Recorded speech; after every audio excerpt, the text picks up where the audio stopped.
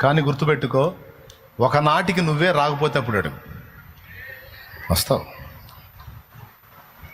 అవి భౌతికమైనవైనా, మానసికమైన మానస సంబంధమైనవైనా, ఆత్మ సంబంధమైనవైనా నా తండ్రి నీకు ఆ కృపనిస్తాడంతే.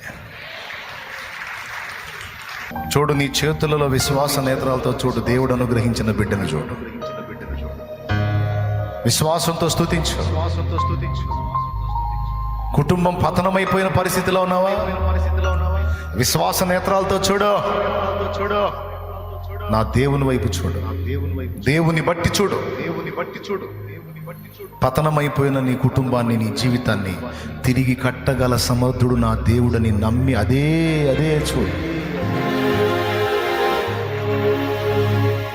నువ్వేం ఆశిస్తున్నావు? ఏది పొందగోడావు? అది ఏదైనా దేవుని యందలి విశ్వాసాన్ని బట్టి చూడు.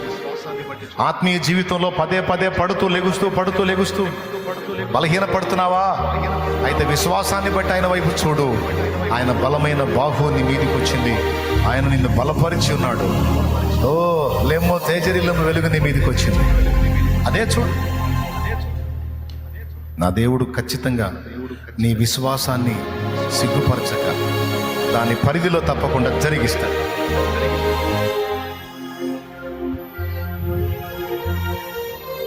ఈరోజు కూడా నా ఆయుధం, ఆధారం విశ్వాసమే. నా బిడ్డలారా,